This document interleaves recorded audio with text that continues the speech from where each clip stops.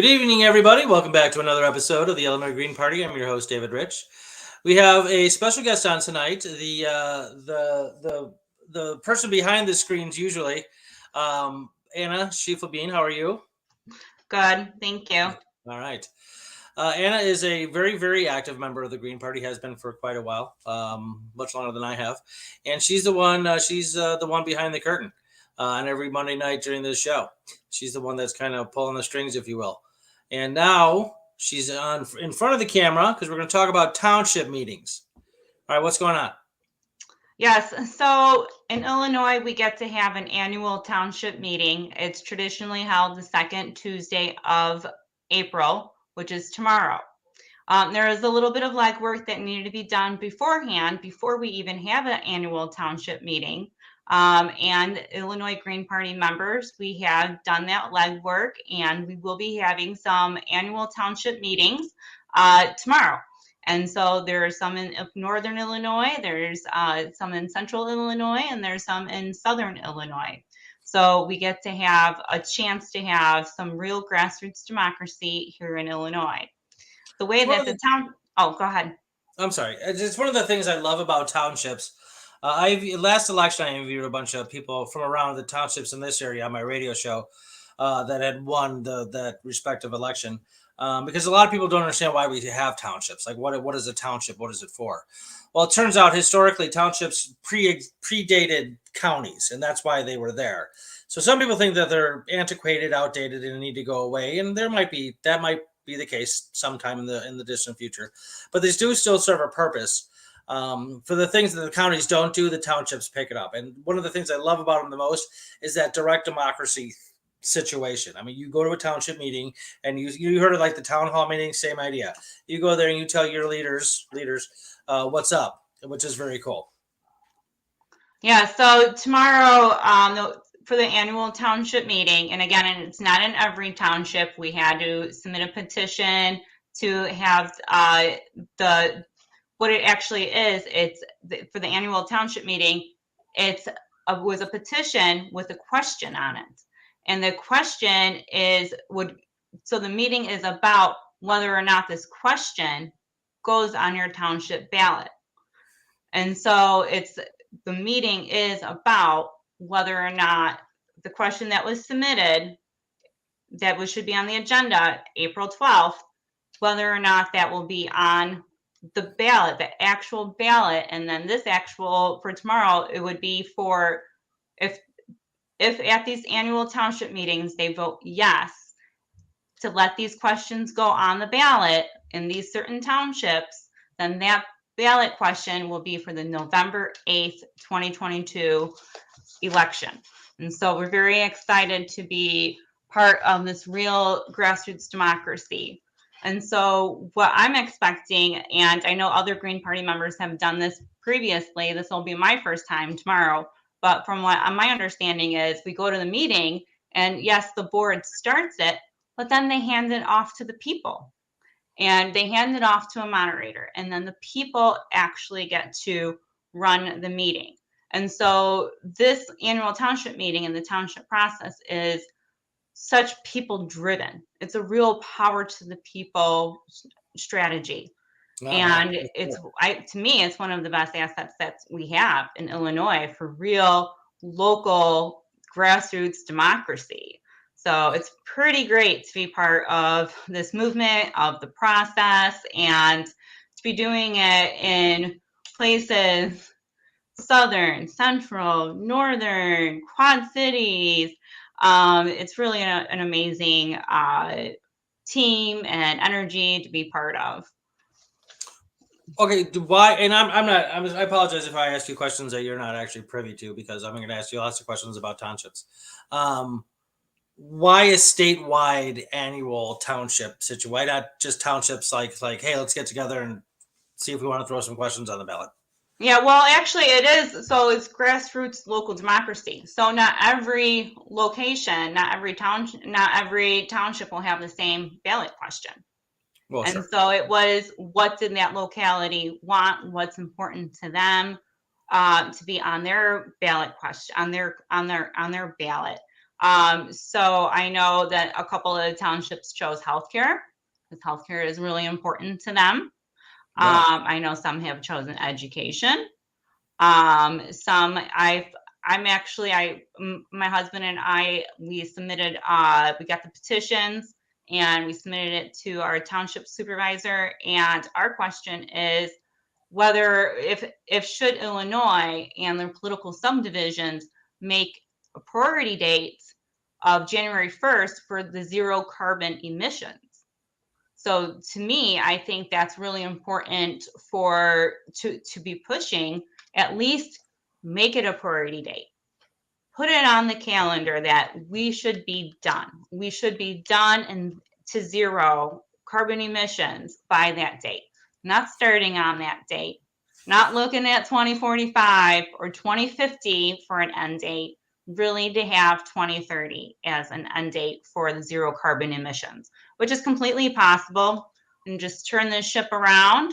We have some zero, with zero waste manufacturing, some renewable energy, conservation. So we really could, if we all wanted to, turn this ship around.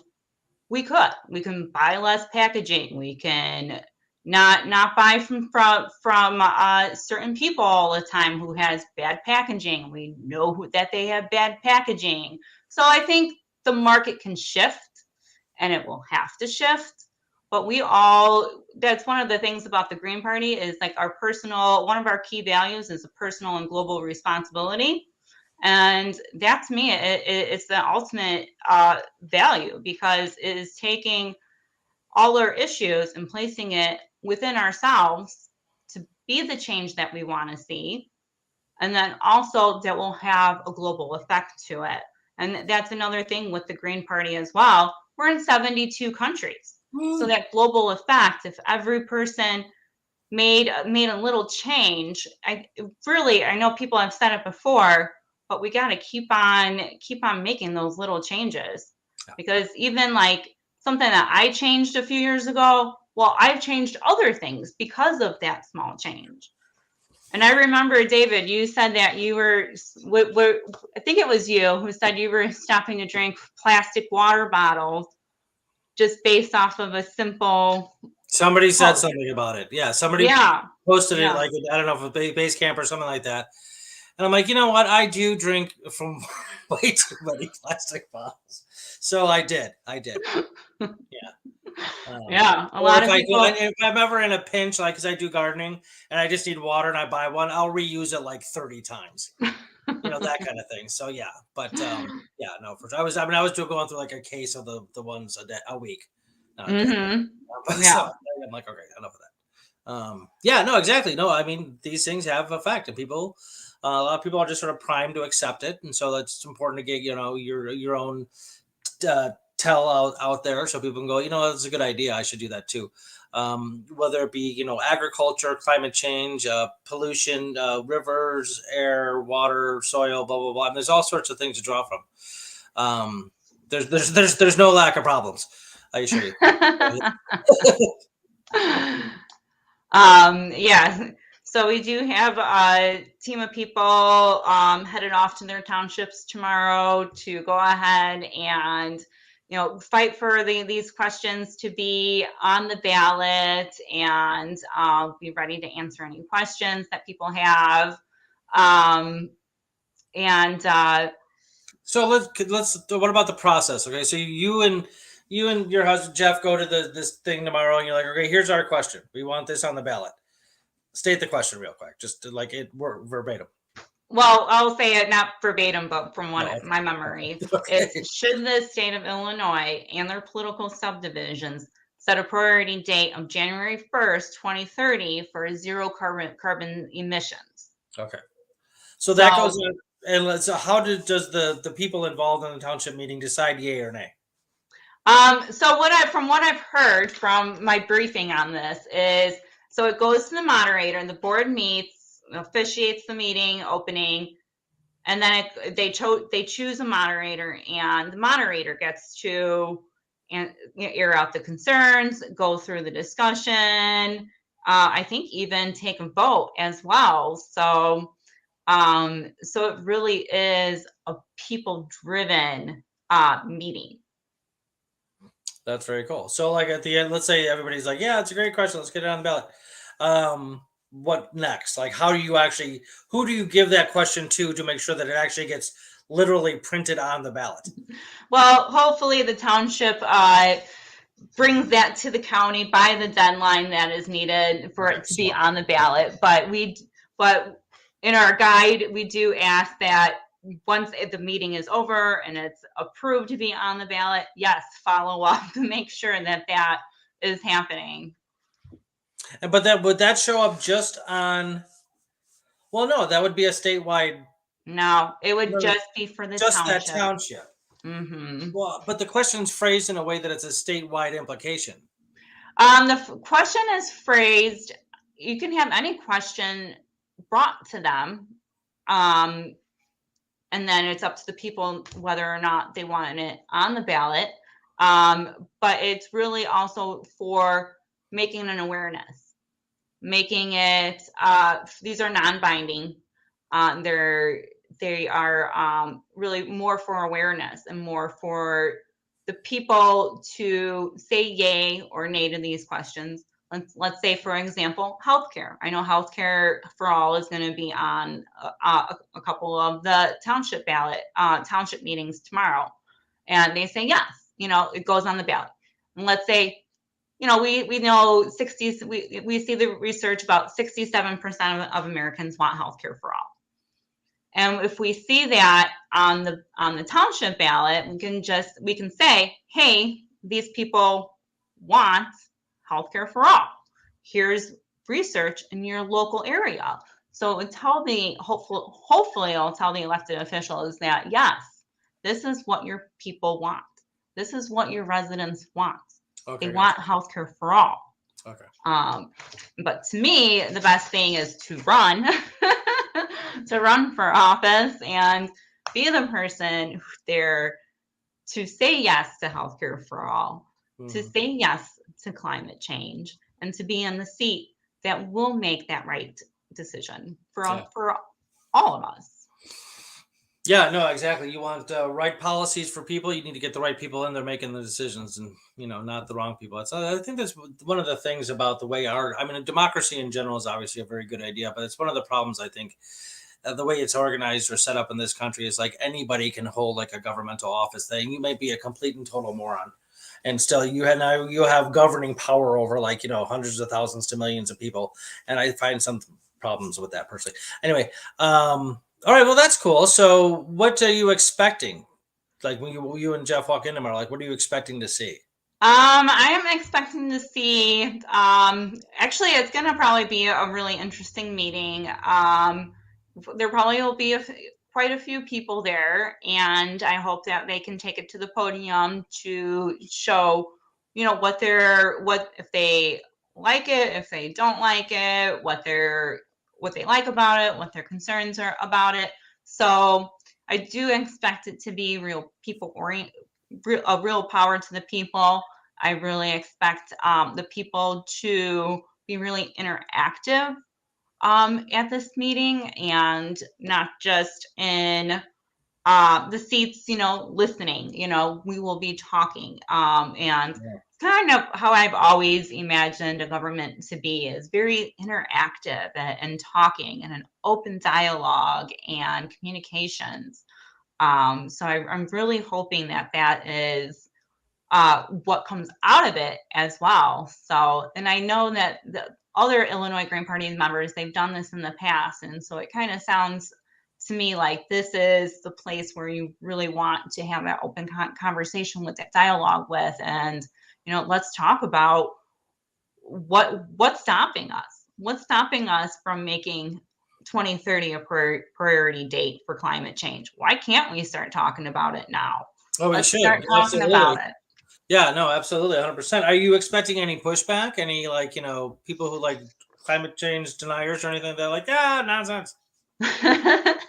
I always kind of expect that. I mean, you can never please all the people all the time. So I always expect on every issue at least there's a few people. Right. And are you going there specifically as a representative of the Green Party? I'm going there as my own citizen. I am in Lisle, and so this is the Lisle Township. So I am going there to vote yes. I'm going there to vote yes that we need to make this a priority date. Let's figure it out. We're never ever going to have all the answers, but no, we need but right. I'm so glad that you're doing this because it's important to kind of get these messages out there. Again, like we're talking before the show started about the most current IPCC statement about this. They're basically in a nutshell, they're like, no, we're serious. It's now or never. Okay, we need to do this now, and people, governments, corporations are not stepping up quickly enough. So this is good, and why not? Local levels are just as good a spot as any. There's no reason a state can't say, okay, look, the federal government's not going to crack down on this stuff. We are. Illinois has an EPA, just like the federal government does. So they could easily do these things just as easily as anybody else could. So yeah, no, I think that's great. Same thing with healthcare. Like, why is everybody waiting for the federal government to make universal healthcare? Why doesn't Illinois just give its citizens healthcare? Anyway, we're not talking about that right now. But it just kind of boggles me that everybody waits for the federal government to act on these issues when local, your town you live in can provide healthcare for all of its residents. Why not? Anyway, so are other people going to be there giving their own questions as well? No. I think we're the only question. We're the only question that is the only agenda item on there that's a question that to be presented to be on the ballot. So I know that there's other items on the agenda, but I think we're the only one that has the question on it. Question to go on the ballot. Is that the case in every township? Only one question per township? There's a few of the townships have more than one, and you can have up to 3. So I think some have some have 3. I know one has 2. So it was all, so the process begins, and it begins before March 1st. So the process was to have 15 registered voters from the township sign this letter and say, we want to have the meeting for this question. And so we have the templates and samples up on the Illinois Green Party website. And it's, I'll put it in chat, but it's www.ilgp.org and /April 2022. And so it has detailed items about the annual township meetings, and then it has samples on there as well. So what we needed to do was we needed to get our 15 registered voters, which we did. We got a little bit over half, a little bit over more than that, just to make sure that they were all registered. And so we brought that into our township. It was no later than March 1st. And so we were able to do that. And so now we get to have the annual township meeting tomorrow, April 12th. Gotcha. Okay. Interesting. This is the first I've heard of an annual township, statewide township meeting. This is very cool. That's well, it's not. It's per township, but there's in the state of Illinois, there's several township meetings that are being held. Right. Gotcha. How many townships are in Illinois? Do you know? There's about 110. Oh, geez. I think that's over 1,000 or so, David. Oh, wow. Okay, that's a lot of townships. It's a lot of townships. There's a lot of chances of local democracy, grassroots democracy out there. Have you heard the governor say anything about this outside of this question you presented? The governor? Yeah, have you heard any ramblings from the state level of we're going to get rid of emissions by 2030? I have not heard of that from him. It sounds like something he would do if he wanted. If he sounds like somebody like the type of governor that would be for that. Oh, that would not be of my opinion. Oh, okay. Okay.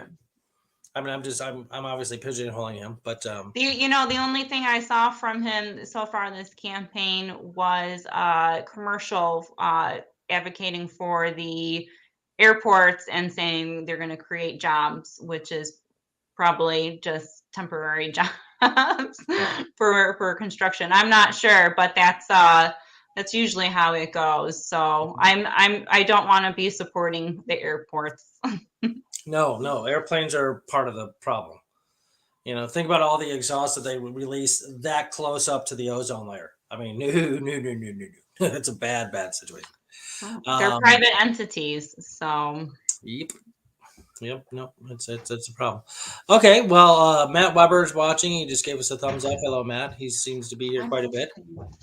And we have little children in the background frolicking. Yes, live on YouTube. That's okay. It was he was just in, he was out. No problem. He got his paper. He's got his pen and paper. Now he's out. Gonna go color. Yeah, he's an artist. Oh, that's cool. Can't stifle art. You can't stifle creativity. Well, that's very cool. But okay, besides Lisle, what other townships are having these that you know of, and do you know of any of the questions they're asking? I know that there are some in the Quad Cities, and there's a township in Springfield. Peoria is having one. There's another one in Urbana. There's a few other ones that are out there as well. I didn't get the whole complete list. And is this something? Okay, so Albert Shaw is asking the question, which I think ties into what you're saying. What townships are going up for ballot consideration from the Greens specifically? Well, all of these are Illinois Green Party members took action in their local area and did this strategy. We had a meeting in the fall about this, and then we followed up in our spring meeting as well with this, kind of as a phase 2. What do we expect now? So it is available. Let me just drop it in the comment area. Now I wonder if my township is having something.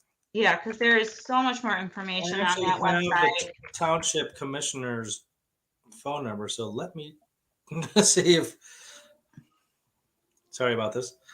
A township meeting tomorrow.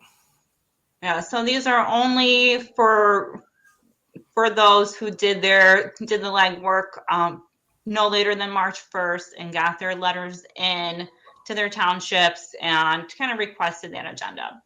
Gotcha.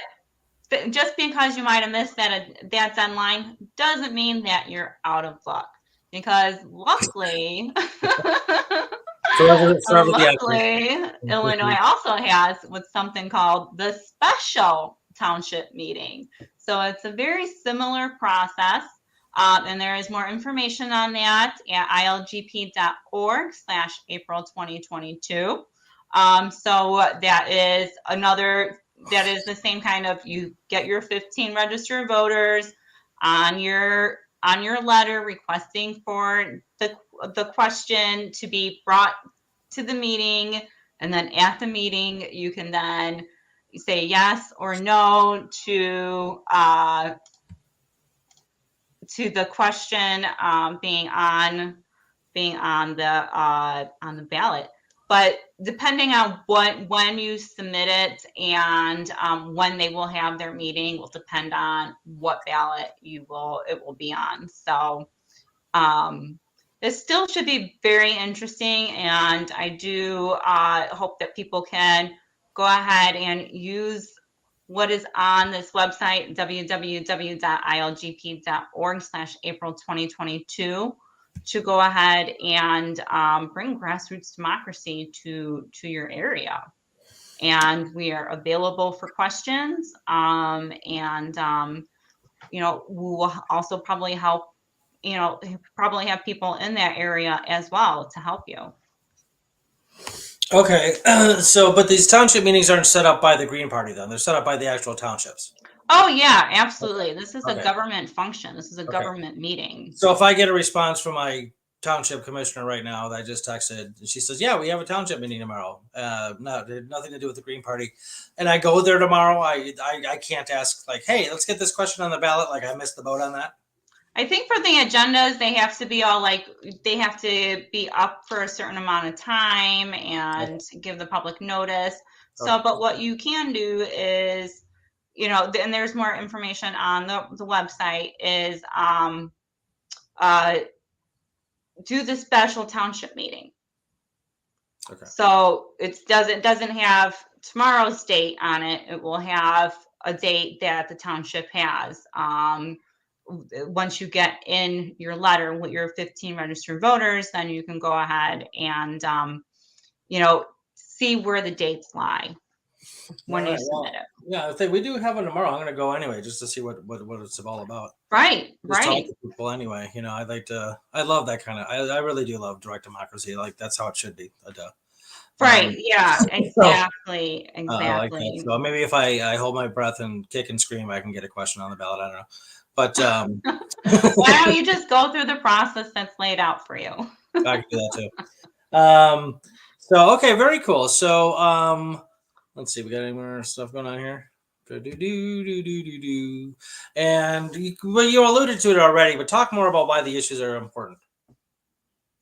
Well, the issues are important because, and there's various issues that are being in the meetings, and why. Well, I'll just take I'll take a broad reason why the issues are important, and then we can probably go a little bit issue by issue. But to me, having the ability for local people to come together and say, "Hey, this is important to me. This is important to me, and it should be important to you." Like oxygen, like I like oxygen. Big fan and myself. So should you. Yeah. I like drinking clean water and hoping that my grandbabies have clean water. And I hope you do too. Yes.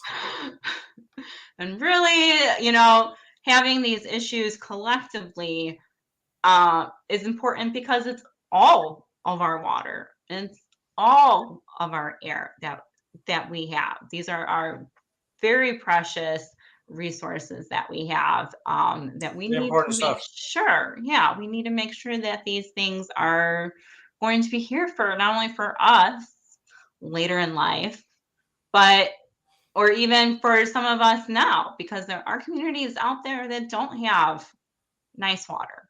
And there's some communities out there that are struggling with air quality. So these things are not just in the future, but they're a now issue. And I was just at an ETO, and ETO is, there is a YouTube, we did a YouTube on that a while ago. Yeah, David Weinstein was on. Yeah.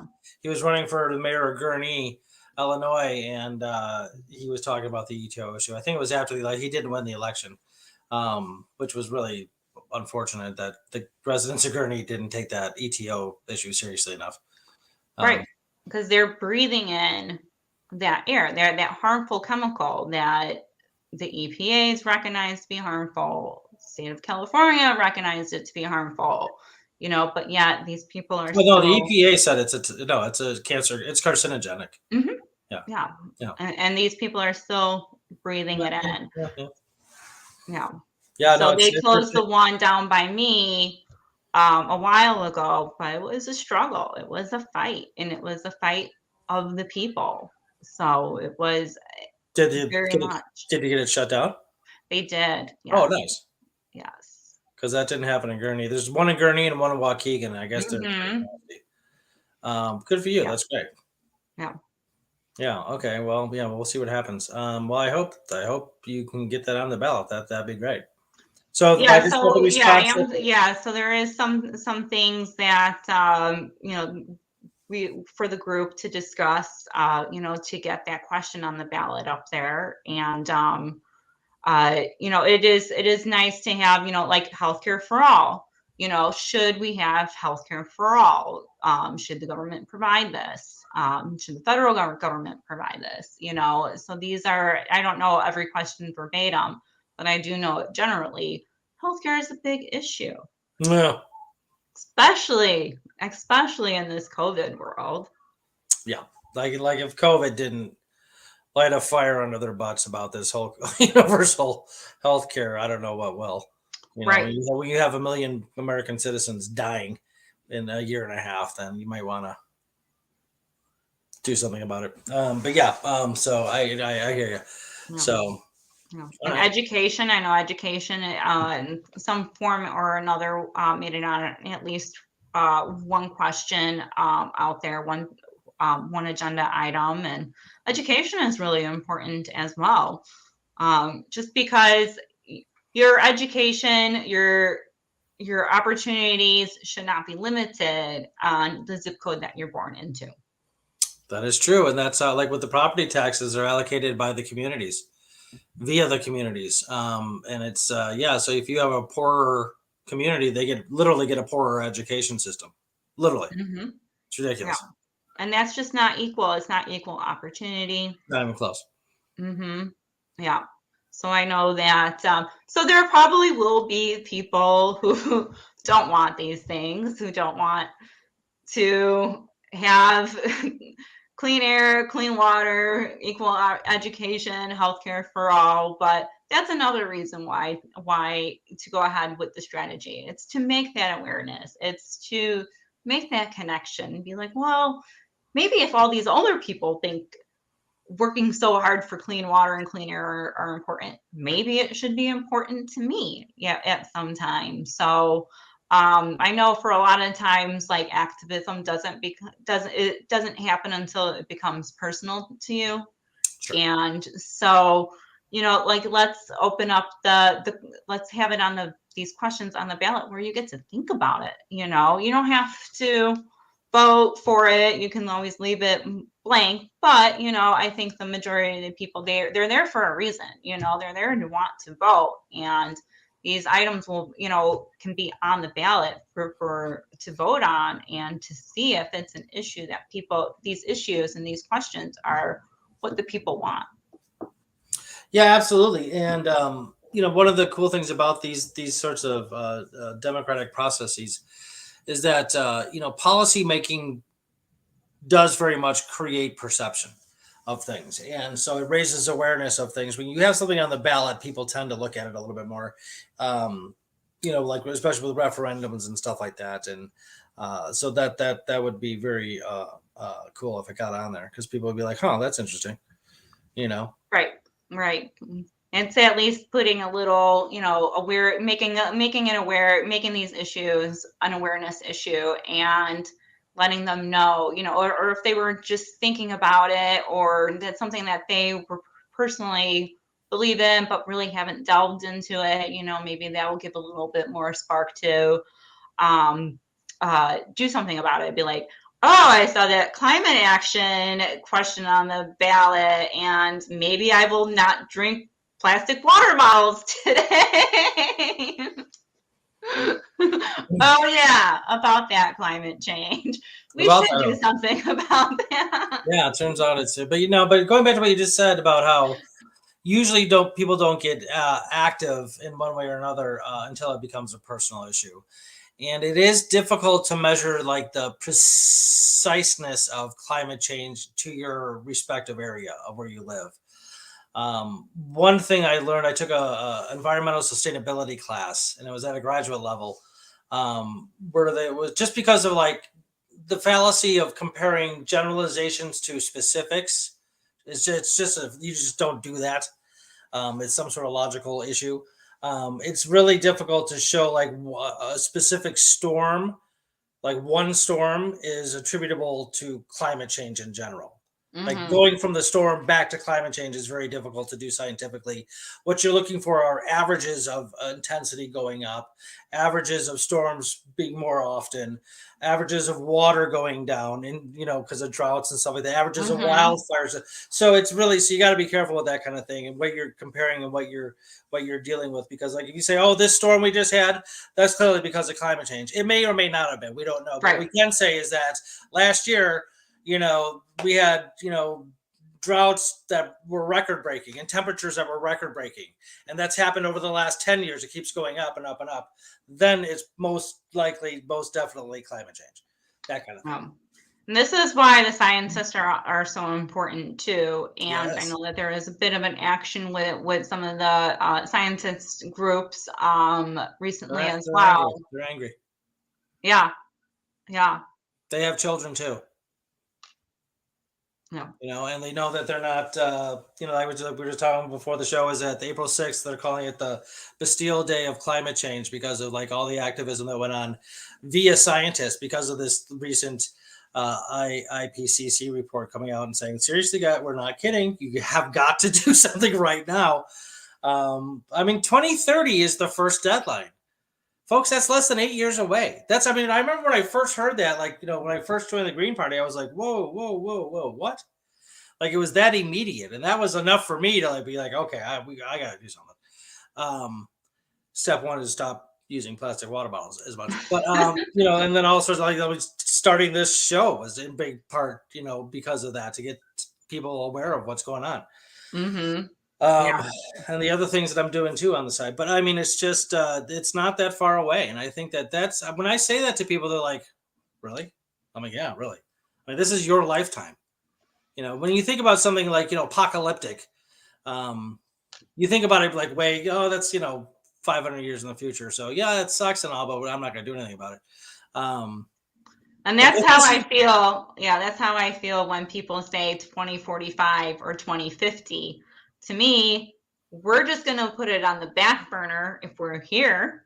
Right. 2045 and 2050, 2051, if we're still here, we'd be like, oh yeah, that 2050 deadline, let's do something about it. So yeah, it's to me putting these very far away deadlines, it just doesn't make it personable for today.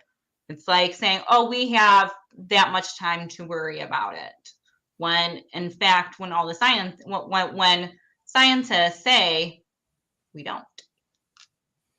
Yeah, no, exactly. 2050 is, yeah, to a lot of people that's like still far enough away where I don't really have to contend with it right now. 2030 is a lot closer. I don't even know if I'll be around in 2050. I think I'm going to be like 80 something. Oh, let's not think about that. Okay, good. But 2030, I plan on being here. But yeah, just so everybody knows what we're speaking about, in case you're not aware of what we're talking about. 2030, the deadline is that there needs to be a global effort to reduce emissions, carbon emissions, by 45% of current output. And the thing is if we don't get there by 2030, the deadline of 2050 to be at zero emissions is meaningless. Because it means we have to keep going for that 45%, which may actually will increase if we don't get it that much. Well, it'll go up after 2030, and then we'll just be sort of like grasping at straws to try to get to 2050. So yeah, 2030 is a very important step. 45%, and I don't know. We'll see. And I think it's also not in anybody's immediate attention. It's not something that they have to live with today. Right. They don't have to buy an oxygen mask. They don't have to not go outside because of the air quality is so bad, Right. And this is just really a generalization. I do know that there are places out there that do have really bad air quality and do have really bad water, and it is immediate to them. It is a local Sure. issue to them, Sure. and it's a daily living item that they have to deal with, and they don't have the droughts last year were just devastating. The lakes and rivers were drying up. there's a new proposal out in our government now to like take water from some oceanic area around the United States and like pump it into desalinate it and then pump it into the Colorado River because the Colorado River is drying up. So they just want to constantly like the solution now. The solutions is to constantly like just reconfigure nature instead of like letting nature be what it does to do what it does because it knows better than we do about how to do things. But yeah, so it's always going to be this like patchwork piecemeal kind of like fixing solutions to things, which are probably going to get us into more trouble down the line because you don't just take an ocean and deplete it to fill up a river. You just don't do that. So okay, we'll see what happens. Yeah, we will see what happens with that. Yeah, it's just really interesting how like and I live in a suburb area with 30 miles outside of Chicago. So we the Amazon trucks come, the very urban suburb setting where we have clean water, we have our air quality. We didn't know Stereogenics was pumping ETO in our air until people started discovering it and making it a community issue.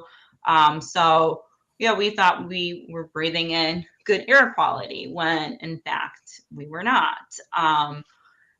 So we were personally affected by that poor air quality. So I also think right to know is also a big deal. I know that there's like pesticides that go on school grounds and playgrounds, and that's also a big issue. And if people are having trouble with that in their area, do consider the township meeting avenue to get that as a question, not on the ballot, and then in front of in front of people through a very good process of awareness and making sure that people do know that there are plenty of issues going around, and we all need to kind of step up to the plate and make sure that this is a good earth to live in and a very kind and humane world. Yeah, it certainly can be if we choose Yeah. it to be. It's all a matter of what we want to do. Mm-hmm. For sure. Excuse me. Yeah. Does that tie into like what else can be done? Because one of the things I'm thinking of is like we're talking about like the issues becoming more immediate to really raise awareness and get people to act. I keep thinking of like the shorelines, how when the water rises, the shorelines decrease in size, and NASA has satellite footage that I've seen where like let's say 20-25 years ago there was like this much shoreline like off on in Hawaii, and like like the last year was like this much. Like you can see it's shrinking. It is shrinking. It's going away. So once that starts affecting, the hotels and the mansions and all the stuff, and on the coast, because rich people get to live by water because they have money. Then people start freaking out because so as long as the people with the money get hurt, then they start doing things. But besides that, I don't know what else would really light a fire under somebody's butt to get going. Yeah, I think everybody just has their own journey, and that they will hopefully they will get to where they need to be. But with that personal responsibility, even little things can make a big difference. Choosing at the grocery store, choosing the item with the less plastic packaging. Like when we see a new item at the store, we're like, oh, we don't think there's any plastic involved in that. Let's try that package. And I hope that we like it because we can be plastic free for that one item. Or baking your own bread, so you don't have to buy the plastic with the bread and the plastic. And right. So it could be very, very simple things. And it could also be, doing something else, or I'm not buying at that store or that restaurant because they have styrofoam, or they have the packaging I receive in the mail is just crazy. Like, why did I get this big package with this one little item? So, but it all adds up. You think about like what you're doing. Well, you know how many other people are doing that too. And so if you did something different, you know, other people might do something different. And then we can create a market. We can we can give feedback on social media and say, hashtag use less plastic, and we can pound that to these corporations. And, you know, we drive the market. We can say we want better packaging, give us better packaging. So we can, the power of the people, I think we underestimate ourselves from time I to think time. absolutely that we do, and it's too bad because, like, you know, if you like boycotting products or companies because you don't like their practices is extremely powerful. With that, I mean, you'll shut them down. You know, and they don't want to go out of business. So, like, well, either change your packaging or whatever it may be. You know, or we're going to stop buying your product or you're employing your service entirely, and they'll change. Of course, they'll change. We did see some of the strike support last October Striketober. We did see some you know, successful campaigns where, you know, there was a lot of social media too of, hey, you know, support the union workers, you know, don't buy these products. And I think that was good because it helped people understand there's a direct connection between you and the things that you buy and the Yeah, people these on things the don't other just side. magically show up on the grocery store shelves. There's people and processes in place here.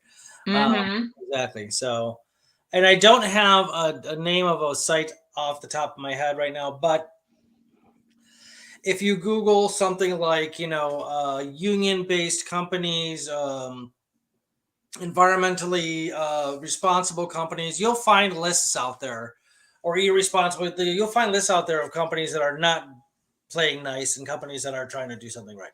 And then you can make your decision thereof. But those lists do exist. I know I've seen them. I just can't remember a site's name. Yeah, You that's can get the good. information. It's so easy to get information nowadays because of the internet. Mm-hmm. You know, it's one of the. I mean, you know, I was thinking the other day about how much I love my cell phone. Like I can just ask, like I have the world in the palm of my hand. Like I can just like, you know, that how cool that. I remember being a kid and thinking of something like that, like in a more like Dungeons and Dragons sort of sense. But you know, it's so cool that I would hate to see like the world just collapse and watch, you know, the cool progress, technological progress we've made go away because we don't know how to get along with nature. Yeah, and you know, with that internet, we have everything. We have everything we've ever imagined having right there. Yeah, no, it's pretty amazing. Like, and I like that I can just pick up my phone and talk to my friends in Portland, or where I was talking to a guy in Kuwait a Mm-hmm. couple years ago. That's cool. You Yeah. know, you know, that's very cool.